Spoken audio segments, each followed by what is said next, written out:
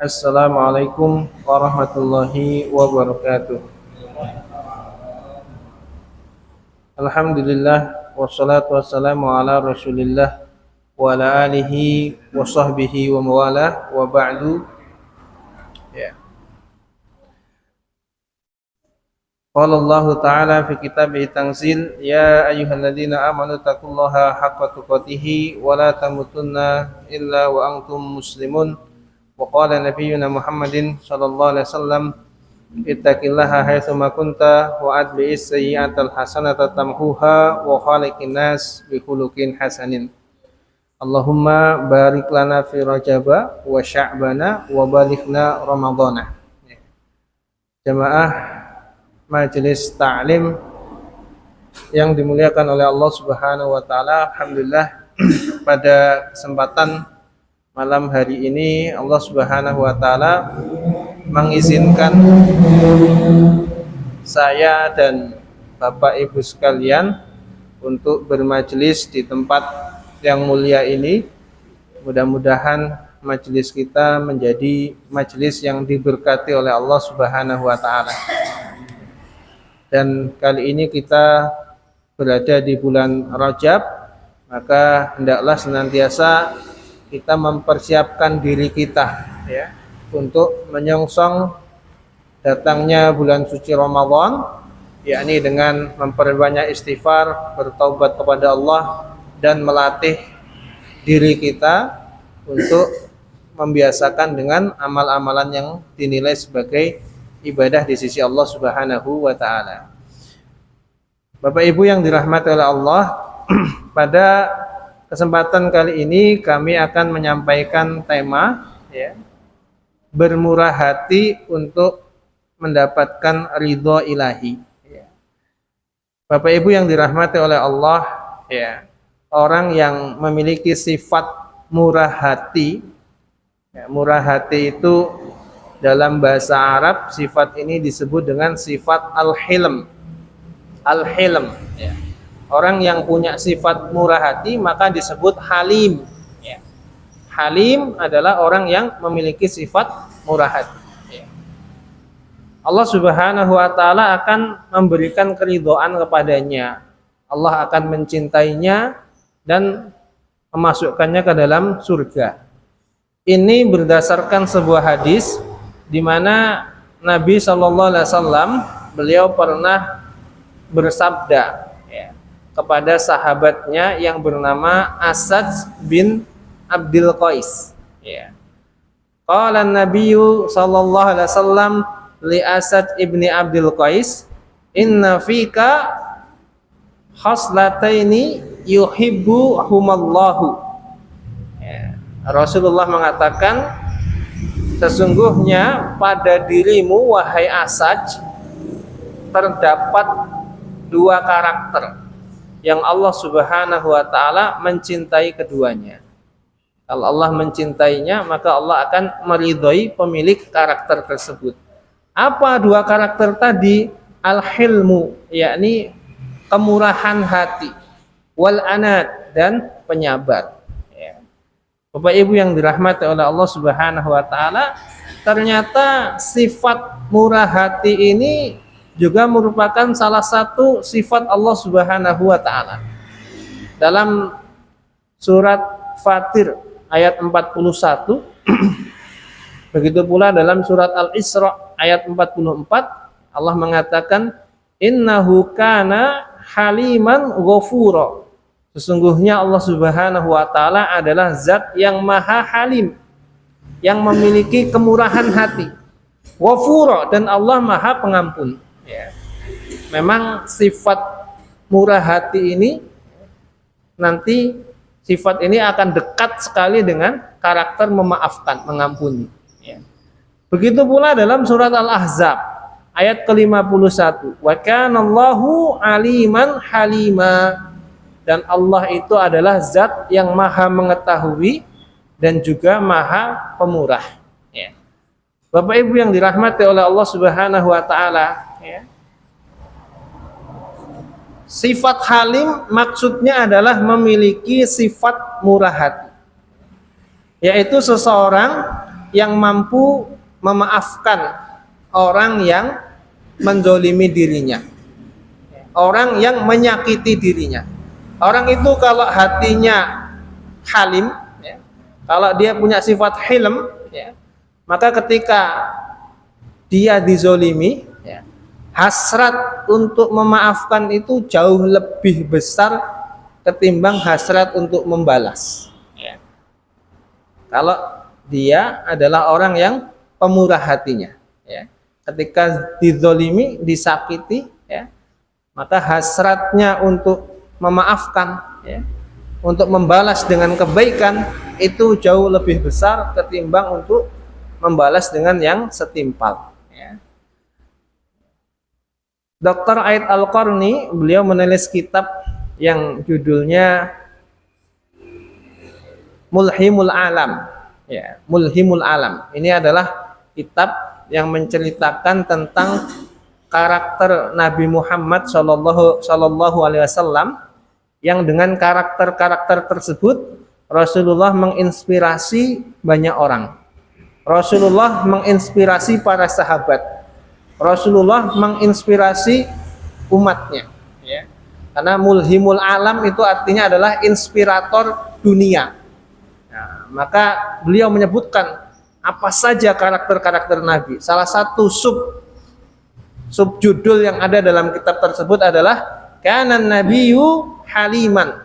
Nabi Muhammad adalah sosok yang pemurah hatinya. Ya. Di antara bukti-bukti, ya, gambaran, ya, seorang yang memiliki kemurahan hati, ya, maka kita bisa meneladani Nabi kita, Nabi Muhammad SAW. Disebutkan dalam riwayat Anas bin Malik, ya, qala, Anas menceritakan, kuntu amsi ma'a Rasulillahi sallallahu alaihi wasallam. Aku pernah berjalan bersama Rasul.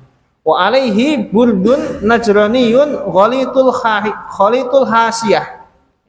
Rasulullah itu mengenakan selendang dari Najran, yang mana tepian selendangnya itu kasar.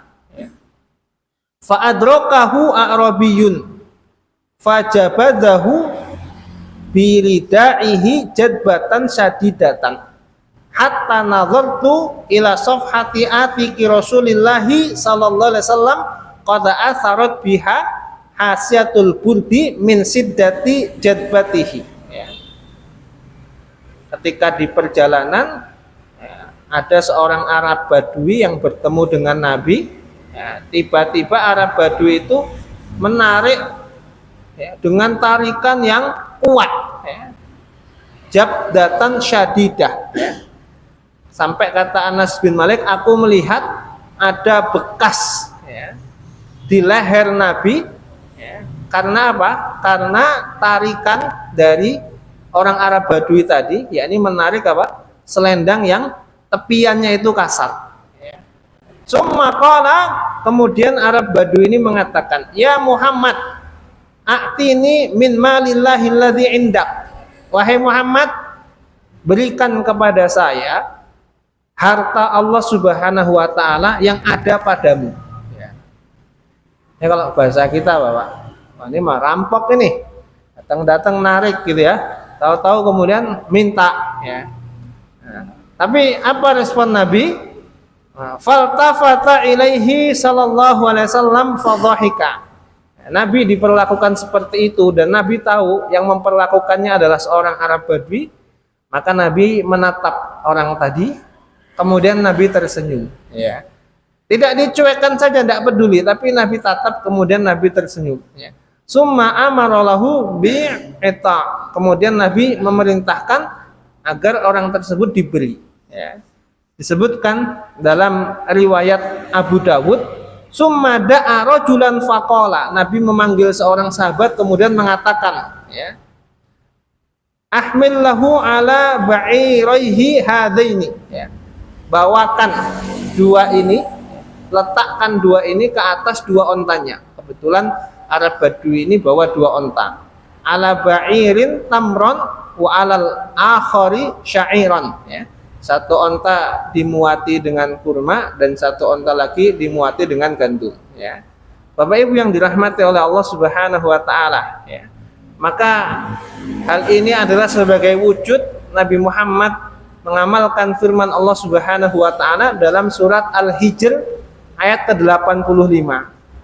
Fasfahis safhal jamil. Maka maafkanlah dengan cara yang jamil, dengan cara yang baik, ya. Kadang-kadang kan kita memaafkan, ya, tapi dengan apa?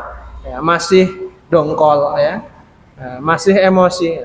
Kalau Rasulullah tidak, ya. Dengan kemurahan hatinya, maka beliau memaafkan dengan cara yang baik. Cara yang baik itu bagaimana? Ya, tidak membalas perkataannya, ya. Tidak melakukan secara kasar. Bahkan apa? Memberinya apa yang dia inginkan, ya. Bapak Ibu yang dirahmati oleh Allah Subhanahu wa taala, ya. Ya, kalau kita perhatikan ternyata banyak sekali kejadian-kejadian di mana Rasulullah ini diperlakukan dengan buruk, ya, oleh beberapa orang Arab Badui, tapi Rasulullah itu memaafkan, ya. Di antaranya kisah yang tadi kita bahas, ya, termasuk yang kedua juga, ya, bahwa Nabi ini bersikap lembut kepada orang-orang Arab Badui yang mereka memang belum mengetahui hukum-hukum Allah Subhanahu wa taala. Salah satu riwayat yang populer, ada orang Arab Badui, ya, buang air kecil, ya, dia kencing, ya, di masjid. Para sahabat kemudian emosi, marah, ya. Akan tetapi Rasulullah membiarkan, ya, biarkan Arab Badui itu menyelesaikan, ya, buang air kecilnya, kemudian memerintahkan agar, ya, itu dibersihkan, disiram dengan apa? Satu ember air, ya. Maka karena mendapatkan perlakuan yang baik dari Rasulullah, sementara para sahabat itu emosi, ya, memandang dengan pandangan yang sengit, ya. Maka ketika Rasulullah sholat, ya, Rasulullah takbir, ya, orang Arab Badui ini tidak langsung takbir, tapi dia kemudian berteriak. Ya, ini ibaratnya imamnya sudah takbir, sahabat sholat, dia sebelum takbir teriak. Apa teriaknya? Allahumma arhamni wa Muhammadan wala tarham ma'ana ahadan. Ya Allah, rahmatilah Muhammad dan saya, yang lain jangan. Rasulullah dengar nggak, Pak? Dengar. Sholatnya gimana? Lanjut. Begitu selesai salam, maka Rasulullah kemudian bersabda, laqad tahajjarta wasi'an. Sungguhnya kamu itu telah membatasi sesuatu yang luas, ya. Bapak Ibu yang dirahmati oleh Allah Subhanahu wa taala. Ada juga kisah yang lainnya. Ada seorang yang bernama Muawiyah bin Al-Hakam As-Sulami, ya. Nah, diceritakan ini juga seorang Arab Badui, ya, bahwa Muawiyah bin Al-Hakam As-Sulami ini, ya, mungkin ya, kalau ngaji kadang datang kadang enggak, itu ya, sehingga materinya ini belum terlalu luas, ya. Dia baru dapat materi kalau ada orang bersin, ya, maka dijawab yarhamu Allah, gitu ya. Maka ketika dia sholat, sampingnya itu bersin, ya, sampingnya itu bersin. Kemudian apa? Muawiyah ini kemudian mengucapkan yarhamukallah, ya, yarhamukallah. Spontan para sahabat itu kemudian uang kuwi toh, ya. Para sahabat tidak tahu gimana cara negur, akhirnya ditepuk-tepuklah paha mereka. Nah, pengen mengingatkan, ya. Nah, dia orang Arab Badui ini merasa kesuh dilihatin, gitu ya. Maka dia kemudian marah, gitu kan. Nah, maka dia kemudian bersaksi, fabi abi wa ummi ma ra'aitu qablahu wala ba'dahu ahadan ahsana ta'liman minhu, ya. Ternyata respon Rasulullah Masya Allah, ya. Rasulullah tidak memarahi, tapi Rasul mengingatkan dengan cara yang baik. Maka beliau bersaksi, demi bapak dan ibuku, nggak pernah sebelumnya atau setelahnya aku mendapatkan suatu taklim pengajaran yang jauh lebih baik ketimbang cara Rasulullah dalam mengingatkan saya, ya. Nah, kata beliau, wallahi ma karohani wala sabbani wala dzarabani, ya. Demi Allah, ketika saya melakukan kesalahan dalam sholat, Rasulullah itu tidak kemudian apa? Membenciku, mencaciku, ya. atau memukulku itu kan. Kalau kita kadang-kadang ini nih gara-gara jarang ikut ngaji nih itu kan. Nah, lagi sholat malah yarhamukallah. Kalau minimal kan kita gitu kadang-kadang Pak ya. Rasulullah tidak ya. Rasul hanya mengatakan inna sholatana hadhihi la yasluhu fiha sayun min kalamin nas. Ya. Wahai saudaraku, sholat yang kita lakukan ini tidak boleh di dalamnya ada ucapan manusia. Innama huwa sholatu wa tasbihu wa tahmid wa qiraatul Quran. Dalam sholat itu cuma boleh ada doa, tasbih, tahmid, dan bacaan Al-Quran. Ya. Ini kesaksian dari seorang Arab Badui yang beliau tidak dimarahi, tidak diperlakukan dengan kasar. Ya. Bahkan ada juga Bapak Ibu yang dirahmati oleh Allah, seorang Arab Badui yang main-main dengan Rasulullah, tapi main-mainnya ini agak apa ya? Kalau bahasa kita agak serem. Ya. Jadi diceritakan bahwa ketika Rasulullah pulang dari perang Najd, ya, beliau sempat berhenti di sebuah hutan, kemudian memutuskan untuk beristirahat, ya. Dan beliau membolehkan para sahabat ini berpencar. Maka Rasulullah beristirahat di bawah sebuah pohon dan beliau gantungkan pedangnya. Ya. Ketika Rasulullah itu sedang beristirahat, datanglah seorang Arab Badui, ya, ngambil pedang Rasul, main-main dengan pedang Rasul, Rasul bangun. Begitu Rasul bangun, pedangnya langsung ditempelkan ke leher Rasul. Coba Muhammad, kalau ini nebas kamu, kira-kira yang bisa melindungimu siapa? Bayangkan Pak, orang main-main sama kita. Nah, Mas Arifin, ini loh, kalau ini nebas dengan kira-kira yang mau melindungi siapa? Nah, kita kalau digitu kan, sama orang yang rodok gimana itu Pak ya? Nah, kira-kira gimana? Ketar-ketir, takut kita. Tapi Rasul dengan tenang mengatakan Allah, Allah, Allah. Ya. Maka kemudian pedang itu dijatuhkan oleh Arab Badui, baru Rasul memanggil para sahabat. Sahabat datang diceritakan oleh Rasul. Nah, sahabat ingin apa? Menghukum orang tadi, tapi kata Rasul jangan. Ya. Karena dia melakukan itu bukan karena apa? Nah, karena dia tidak tahu kalau nggak boleh main-main dengan yang namanya pedang. Makanya dalam Islam itu kalau menyerahkan pedang ke sesama muslim harus dibalik. Nah, ini dia belum tahu. Ya. Akan tetapi apa? Rasulullah memaafkan dan ternyata di kemudian hari orang Badui ini datang kepada Rasul bersama kabilahnya untuk menyatakan keislaman. Ya. Bapak Ibu yang dirahmati oleh Allah Subhanahu Wa Taala, salah satu bentuk wujud daripada sikap bermurah hati adalah ya, akan membuat orang tersebut mau menyambung silaturahmi. Ini juga yang dilakukan oleh Nabi Muhammad SAW. Ya. Dalam riwayat Khadijah, ya, dalam sebuah hadis yang diriwayatkan oleh Khadijah, ya, hadis ini menceritakan ketika pertama kali Rasulullah itu mendapatkan wahyu, ya, di Gua Hira, maka Rasul kemudian kembali ke keluarganya dan Rasul apa? Menggigil ketakutan. Ya. Rasul menggigil ketakutan, ya, maka istrinya Khadijah menyemangati Rasulullah, ya, mengatakan apa? Kalla wallahi la yuhzikallahu abadan. Ya, kata Khadijah, sekali-kali Allah Subhanahu Wa Taala tidak akan pernah membencimu selamanya. Allah tidak akan pernah membencimu selamanya. Innaka latasilur rahmi. Kamu itu adalah orang yang kerap, yang gemar menyambung silaturahmi. Ya. Jadi ceritanya Bapak Ibu, Rasulullah itu ketika beliau terlahir yatim, kemudian ibunya meninggal, ya, kemudian apa? Ketika yatim piatu ini kan biasanya kalau anak yatim piatu ini gimana Pak? Masih kecil yatim piatu. Kalau diurusi kan yang ngurusi harus mengeluarkan banyak biaya. Maka banyak kerabat Rasul itu yang kemudian ya, memutus silaturahmi dengan Muhammad kecil tadi. Ya. Ya. Maka ketika Rasulullah tumbuh dewasa, ya, beliau kemudian menyambung kembali kepada kerabatnya yang telah memutuskan hubungan dengan beliau. Beliau datangi, beliau kunjungi. Karena memang hakikatnya dalam Islam itu Pak, silaturahmi itu sebenarnya asalnya silaturahmi itu adalah kepada orang yang sudah memutus hubungan dengan kita. kerabat tapi dia sudah memutus hubungan dengan kita. Bukan silaturahmi itu hanya kepada orang yang memang sudah biasa ketemu, komunikasi, tidak. Hakikatnya yang ditekankan dalam silaturahmi itu adalah kepada orang yang sudah memutus hubungannya dengan kita. Kenapa?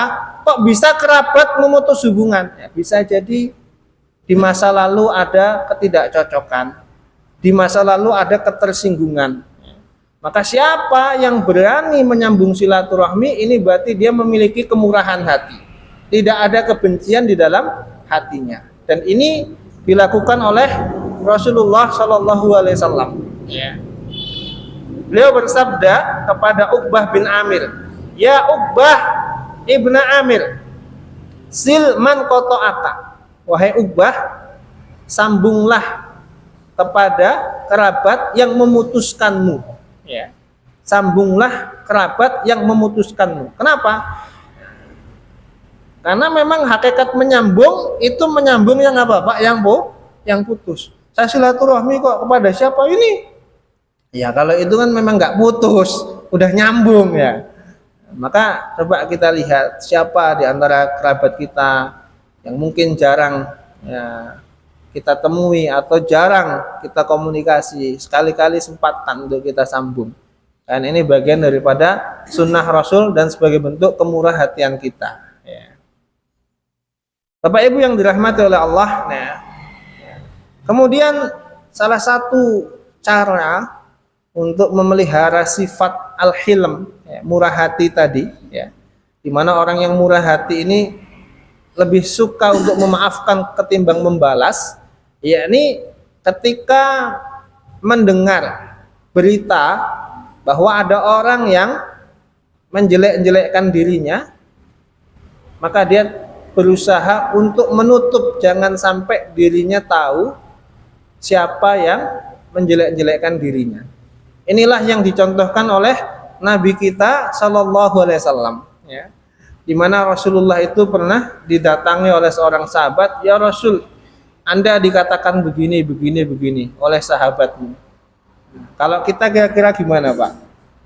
Pak, gunungan itu dibilang wonge pelit misalnya ya, wonge ora konco gitu. Kira-kira kalau kita diceritakan gitu, pertanyaan kita gimana, Pak?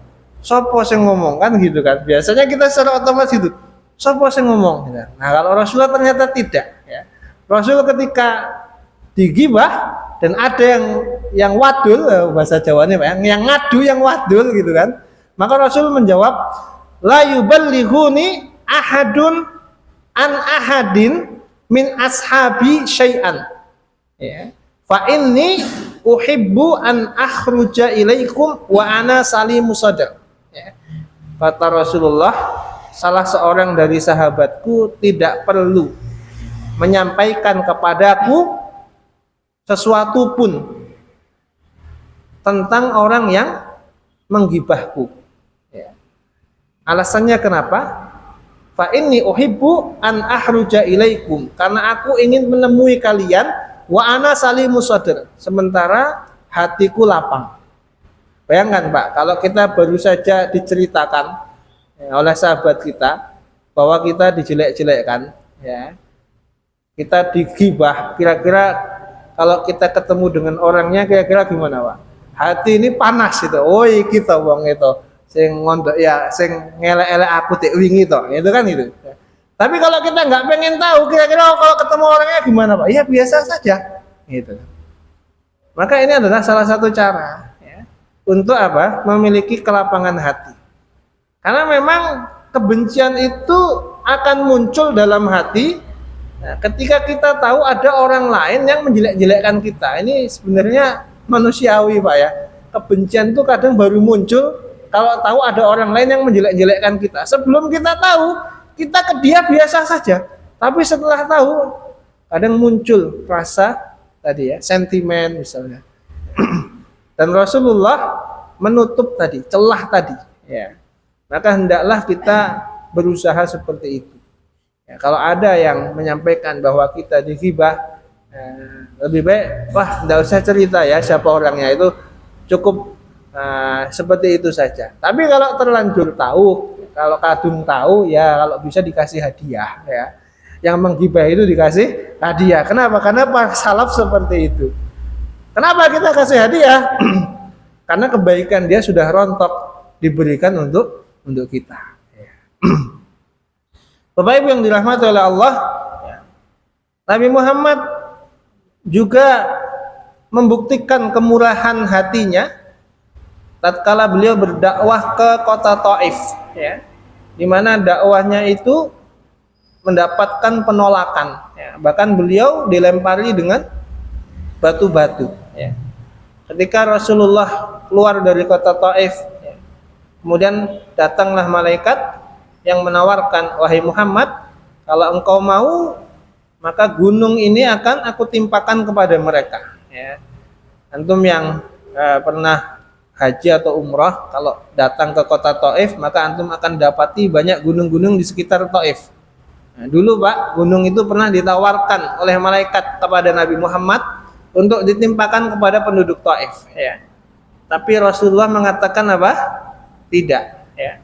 Rasul bahkan mengatakan bal arju ayyuhrijallahu min aslabihim man ya'budullaha wahdah la yusriku bihi syai'a. Ya, saya tidak mau mereka ditimpakan gunung.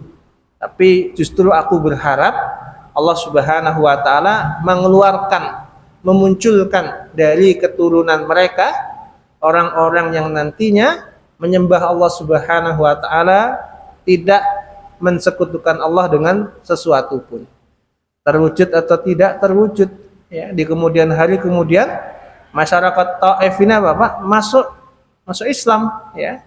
Bahkan kalau kita baca dalam sirahnya Rasulullah itu setelah Fathul Mekah, ya, setelah perang Hunain, Rasulullah ini sempat mengepung Taif, ya, sempat mengepung Taif.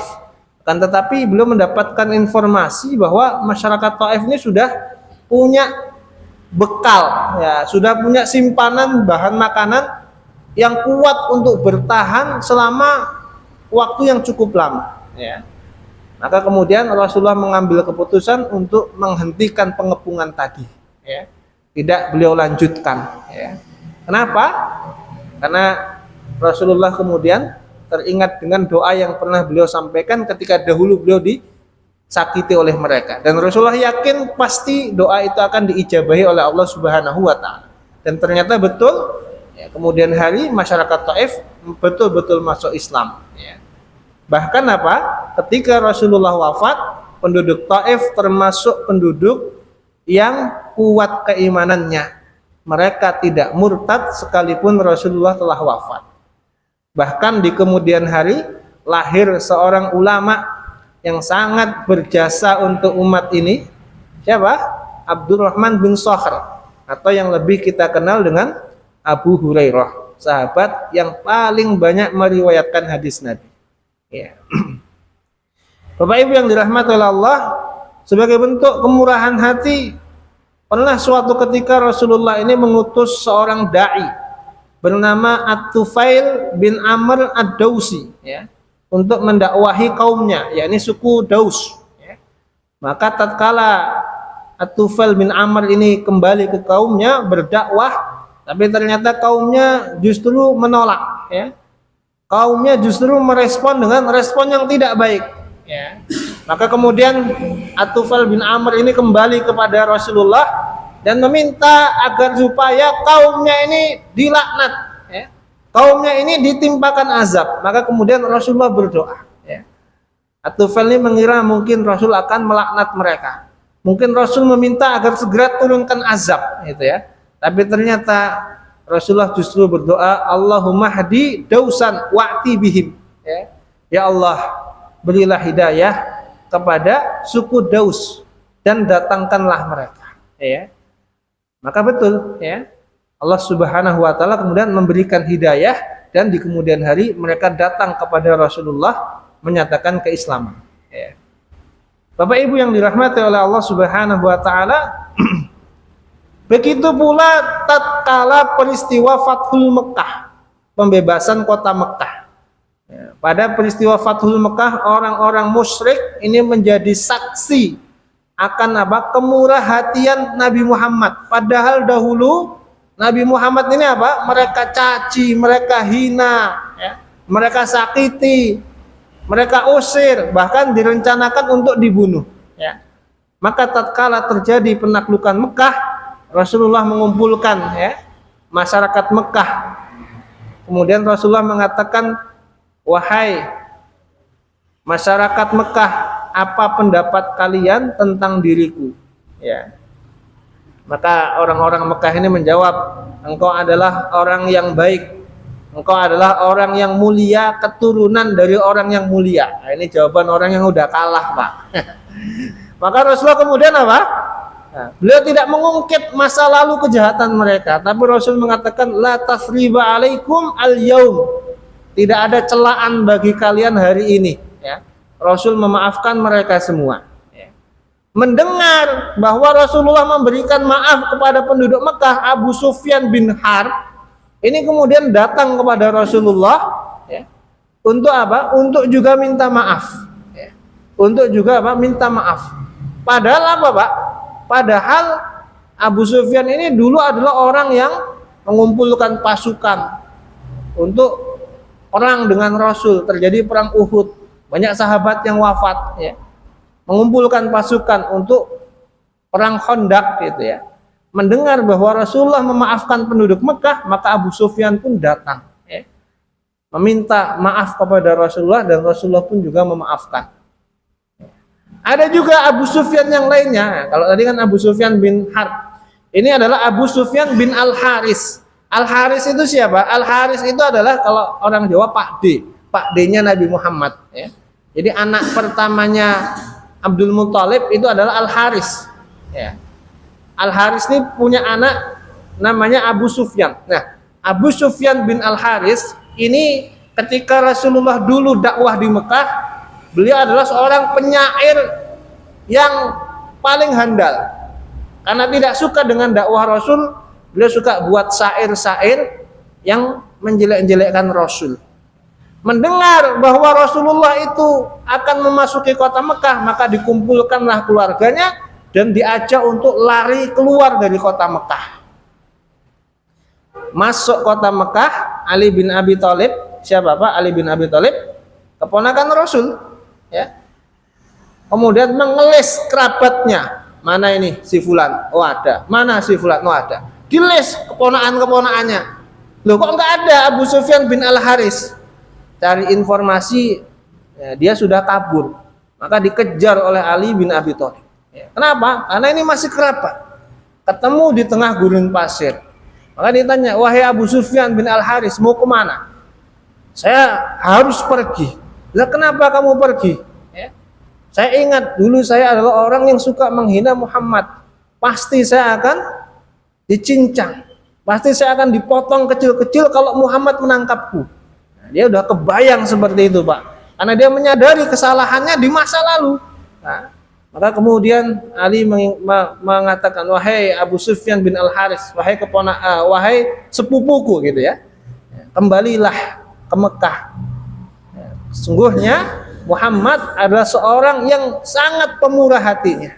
Maka Ali kemudian mengajarkan kepada Abu Sufyan bin Al-Haris kata-kata yang dahulu dikatakan oleh saudaranya Nabi Yusuf ketika apa? Datang kepada Nabi Yusuf mengakui kesalahannya, ya. Maka diajari, nanti kalau kamu datang kepada Muhammad, ucapkanlah tallah laqad atharakallahu alaina wa in kunna la khati'in, ya. Maka datanglah Abu Sufyan bin Al-Haris mengatakan, ya, demi Allah, ya, laqad atharakallahu alaina, Allah Subhanahu wa taala telah melebihkan kamu dibandingkan kami. Wa in kunna la khatiin, ya, sungguhnya kami itu betul-betul orang yang banyak salahnya, ya. Maka kemudian Rasulullah Muhammad sallallahu alaihi wasallam beliau membalas dengan ucapan Nabi Yusuf yang merespon saudara-saudaranya. Apa kata Rasul? La tasriba alaikum al-yaum yaghfirullahu lakum wa huwa arhamur rahimin, ya. Tidak ada hinaan untuk engkau pada hari ini. Semoga Allah mengampunimu dan Allah itu adalah zat yang maha pengampun dan juga yang maha penyayang, ya. Bapak Ibu yang dirahmati oleh Allah Subhanahu wa taala, ya. Sikap Rasulullah ini kemudian menginspirasi para sahabat untuk juga memiliki sifat apa? Pemaaf, ya. Ada sebuah riwayat, ya. Saya baca di kitab Riyadhus Shalihin, ya, bahwa ketika Abu Sufyan bin Harb, ya, mengetahui kalau perjanjian Hudaybiyah ini sudah berakhir, perjanjian Hudaybiyah ini sudah rusak. Kenapa perjanjian Hudaybiyah ini rusak? Karena ada sekelompok dari orang-orang Quraisy yang menyerang sebuah kabilah yang sudah menjadi saudara Rasulullah, yang sudah menyatakan keislaman dan menjadi sekutu Rasulullah, ya. Jadi ceritanya Pak, pasca perjanjian Hudaybiyah itu, ya, Rasulullah itu kemudian mengembangkan dakwahnya sehingga Islam itu semakin kuat. Sementara orang-orang Quraisy itu semakin melemah, ya. Tahu perjanjian Hudaybiyah ini sudah batal gara-gara ulah sebagian dari orang-orang Quraisy, maka Abu Sufyan ini mengambil langkah untuk memperbarui perjanjian. Karena Abu Sufyan melihat kalau tidak diperbarui, bisa-bisa Muhammad akan menaklukkan Mekah. Maka datanglah Abu Sufyan ke Madinah menemui Rasulullah untuk minta diperbarui. Maka Rasulullah menolak, ya, menolak tawaran tersebut. Maka kemudian Abu Sufyan ini datang kepada Abu Bakar, datang kepada Utsman, datang kepada Ali untuk membujuk Rasul, tapi mereka tidak mau. Singkat cerita, Abu Sufyan ini kemudian melewati 3 orang sahabat yang dulu mantan budak. Yang pertama adalah Salman Al-Farisi, yang kedua Bilal bin Rabah, yang satunya lagi saya agak lupa, ya. Salman Al-Farisi, Bilal bin Rabah, yang satunya saya agak lupa. Maka kemudian apa Pak? Ya, 3 sahabat ini kemudian mengatakan, ya, ingatlah sesungguhnya pedang-pedang Allah belum mengambil haknya. Abu Sufyan datang kemudian ditegur, ingatlah bahwa pedang-pedang Allah belum mengambil haknya. Itu maksudnya apa Pak? Kemarin kalian sudah menyerang kaum muslimin, kalian membunuh kaum muslimin, ingat pedang-pedang Allah belum mengambil haknya, artinya belum melakukan kisos. Nah, mendengar 3 sahabat tadi mengatakan seperti itu kepada Abu Sufyan, maka Abu Bakar kemudian menegur para sahabat. Tidaklah pantas kalian mengatakan itu kepada Sayyid Quraisy, kepada pimpinan Quraisy. Tapi setelah mengucapkan itu, Abu Bakar berpikir, kira-kira perkataan saya ini benar enggak ya? Maka datanglah Abu Bakar kepada Rasulullah menceritakan, ya. Maka Rasul mengatakan, ya, wahai Abu Bakar, sungguhnya kamu telah membuat saudara-saudaramu marah. Jika engkau membuat saudara-saudaramu marah, maka sungguh engkau telah membuat Allah juga marah kepadamu. Ya.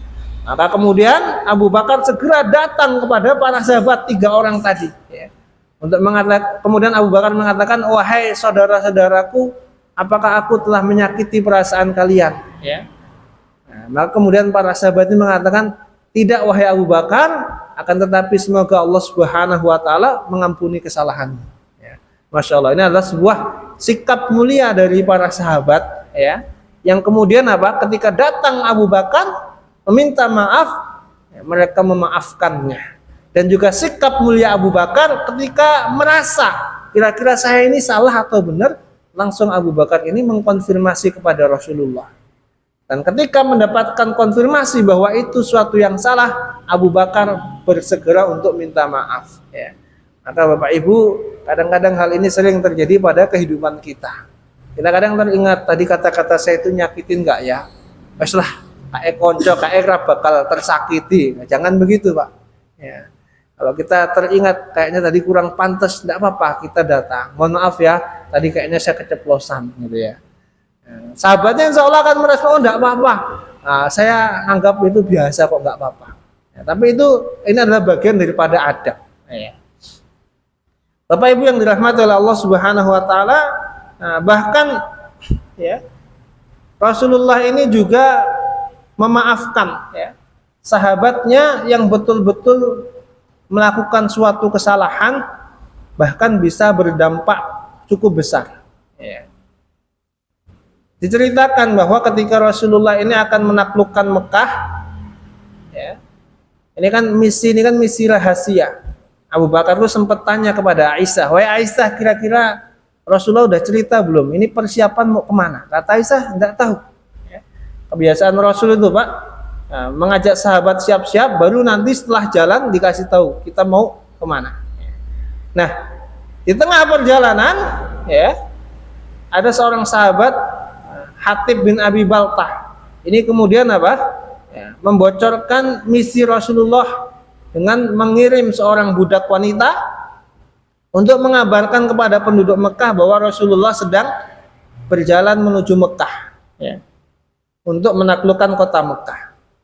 Ya, maka Rasulullah dapat informasi dari malaikat, maka Rasul kemudian memerintahkan Ali bin Abi Thalib untuk apa? Mengejar budak perempuan tadi, ya. Maka kemudian dipanggillah Hatib bin Abi Baltah. Ya, itu para sahabat sudah marah. Bahkan Umar pun minta izin untuk apa? Ya, untuk memenggal Hatib bin Abi Baltah karena dianggap sudah berkhianat. Tapi Rasulullah kemudian melarangnya. Ya. Rasulullah memberikan kesempatan kepada Hatib untuk menjelaskan kenapa hal itu dilakukan. Padahal ini adalah sebuah apa? Misi besar, ya. Hatib maka mengatakan, "Ya Rasul, demi Allah, aku melakukan ini bukan karena aku benci terhadap Islam dan bukan karena aku cinta kepada kemusyrikan. Aku melakukan ini adalah karena aku punya keluarga di Mekah. Aku bukan orang asli Mekah. Aku ingin mendapatkan simpati dari penduduk Mekah. Dengan cara apa? Menginformasikan kepada mereka agar supaya nanti kalau aku tiada, maka keluargaku ini masih punya orang-orang yang peduli dengan mereka. Demi Allah ya Rasul, aku tidak melakukannya karena cinta terhadap kemusyrikan dan benci kepada keislaman." Ya. Maka Rasulullah pun memberikan maaf kepada Hatib bin Abi Baltah dan mengingatkan kepada Umar bahwa Hatib bin Abi Baltah adalah salah satu ahlul Badar, salah satu sahabat yang ikut serta dalam perang Badar, dan Allah Subhanahu wa taala telah memberikan ampunan kepada ahlul Badar. Ya. Nah, maka jamaah yang dirahmati oleh Allah, kita dari sini bisa melihat dalam permasalahan yang besar, yang genting, Rasulullah masih mau memberikan maaf. Ya. Rasulullah masih mau memberikan kesempatan orang lain untuk memperbaiki. Maka dengan demikian layak bagi kita, ya, untuk memiliki sifat tersebut. Ya. Jangan kemudian apa? Ketika kita tersakiti, gimana sakit itu hilang dengan cara membalas. Nah, ini bukan suatu yang meneladani sifat Nabi Muhammad Sallallahu Alaihi Wasallam. Ya. Bahkan, nah ini ada kisah yang menarik juga. Ya. Ya, Rasulullah ini pernah berhutang. Ya. Nah, berhutang kepada non-Muslim. Ya. Otomatis orang yang Rasulullah hutangi ini adalah orang yang Rasulullah yakin akan sikap amanahnya, gitu ya. Yani seorang Yahudi, ya, bahkan seorang pendeta Yahudi. Ya. Rasulullah berhutang, nah, maka ketika Rasulullah ini sedang bermajelis seperti ini, Pak, lagi ngisi, menyampaikan ilmu, Yahudi tadi datang ke masjid, marah-marah kepada Rasulullah, ya, mengatakan, "Wahai Muhammad, lunasi utangmu." Ya, ibaratnya saya lagi ngisi, "Hei Pak Burkon, bayar utang. Hanya pada tahu kalau saya punya utang," gitu kan. Akhirnya Nabi Muhammad bilang, "Apa sudah jatuh tempo?" Memang belum jatuh tempo, tapi saya tahu Bani Hasyim itu kalau ngutang pasti ditunda-tunda bayarnya. Bayangkan Pak, nagih hutang di depan banyak orang, belum jatuh tempo, bawa orang tua lagi, gitu kan. Nah, jelek-jelekan orang tuanya, gitu kan. Saya tahu kamu itu keturunan orang yang kalau ngutang bayarnya lama, gitu kan. Nah, kira-kira kalau kita digitukan gimana, Pak? Oh, marah itu kan. Ya. Maka kemudian apa? Para sahabat marah, ya. Termasuk yang menampakkan kemarahannya adalah Umar bin Khattab. Ya Rasul, saya penggal ini ya Rasul ya. Maka Rasul mengatakan, wahai Umar, jangan. Ya. Wahai Umar, tolong lunasi utang saya kepada orang ini dan tambahkan 20 sok kurma sebagai ganti rugi karena kamu sudah nakut-nakuti dia. Maka kemudian dibawalah orang Yahudi tadi. Weh, utang kamu nih. Ini tambahannya. Lo ini buat apa Umar? Ya terserah. Buat apa? Ini Rasul yang suruh. Kalau Rasul nggak suruh, nggak akan saya kasih tambahan. Maka orang Yahudi mengatakan, wahai Umar, demi Allah jangan lakukan itu. Tahukah kamu siapa aku? Aku tak tahu. Aku adalah Zaid bin Sa'nah. Bukannya kamu orang Yahudi yang dikenal amanah itu, seorang pendeta Yahudi yang amanah. Kok bisa kamu melakukan seperti itu? Wahai Umar, apakah kamu pikir aku ini sudah gila? Marah-marah di depan Nabi kalian, di kerumunan para sahabatnya, menagih utang yang belum jatuh tempo. Wahai Umar, aku tidak gila. Tapi aku melakukan ini adalah untuk memastikan apakah beliau betul-betul seorang nabi setelah aku tahu sifat-sifat kenabiannya. Dalam kitab kami ada 2 ciri nabi akhir zaman yang aku belum mengetahui apakah 2 sifat ini ada pada dirinya. Apa itu? Yang pertama adalah kemurahhatiannya akan mengalahkan ketidaktahuannya. Kemurahhatiannya akan mengalahkan ketidaktahuannya. Dan yang kedua, ketidaktahuannya hanya akan membuatnya semakin bermurah hati. Dan ternyata aku mendapati 2 sifat itu pada diri nabimu. Maka saksikanlah wahai Umar, aku bersaksi bahwa tiada Tuhan selain Allah dan Muhammad adalah utusannya. Maka jemaah yang dirahmati oleh Allah Subhanahu wa taala, bahkan pada perkara yang beliau dipermalukan, beliau direndahkan, orang tuanya dibawa-bawa, baninya dibawa-bawa, Rasulullah tidak marah. Rasulullah masih bisa menahan emosinya. Maka jemaah yang dirahmati oleh Allah, maka sangat layak sekali kita ketika kita kemudian tersakiti, kita dijelek-jelekkan, ingat bagaimana sikap Rasulullah. Rasulullah tetap tenang, memaafkan, bahkan memberikan hadiah. Mudah-mudahan apa yang kita bahas pada kesempatan kali ini bisa memotivasi kita untuk memiliki sifat murah hati, karena dengan memiliki sifat murah hati ini kita akan semakin dekat dengan Allah Subhanahu wa taala. Kita akan semakin lapang dadanya ketika bertemu dengan saudara-saudara kita. Hadani Allah wa iyyakum ajma'in. Wabillahi taufiq wal hidayah. Assalamualaikum warahmatullahi wabarakatuh.